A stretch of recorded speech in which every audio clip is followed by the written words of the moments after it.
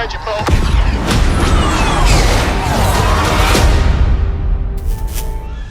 Hey, and welcome to another Battlefront update.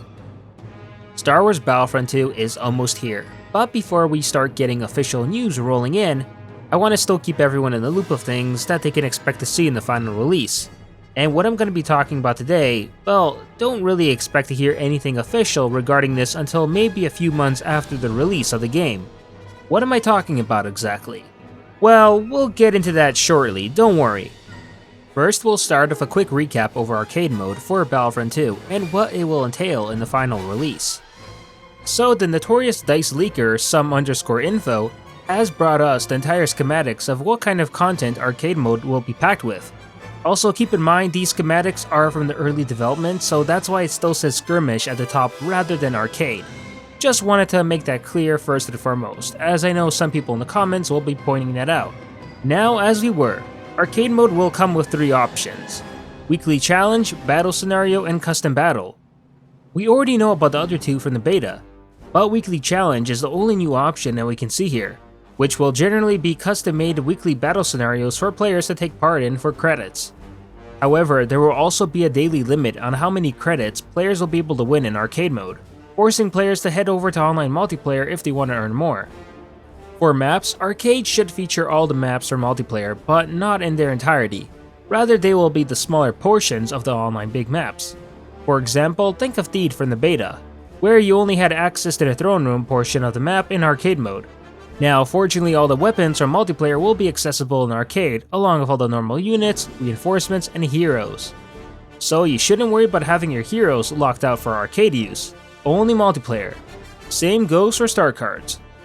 As for the modes, there will be 3 available: Team Battle, Onslaught, which are both from the beta, along with Duel, which is a hero versus hero mode, as well as it's been mentioned already many times before. But there won't be any playable vehicles available in arcade.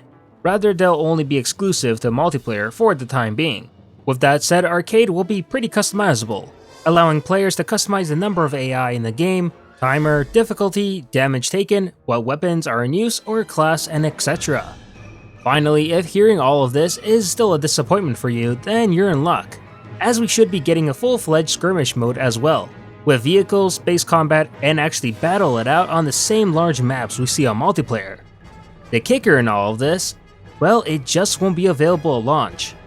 Instead, we should expect to see skirmish mode added to the game for the first quarter of 2018, which can be anytime between January and March.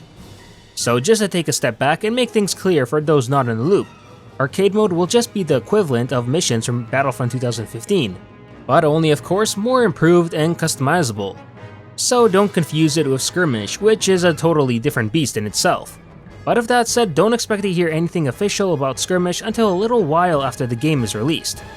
Now, okay, I hate to end the video with bad news, and believe me, I do. But some_info has also clarified that due to the changes in development, but unfortunately we won't be seeing ARC troopers in the game as a clone reinforcement. At least not at launch, but they will for sure be added in later.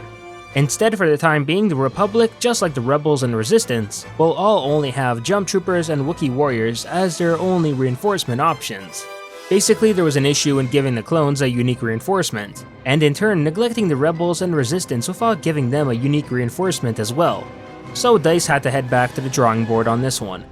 Which, if you think about it, sure, this may be bad news now, but also good news if the future is concerned, as it means we may now potentially see the Rebels and Resistance gain a unique reinforcement type as well.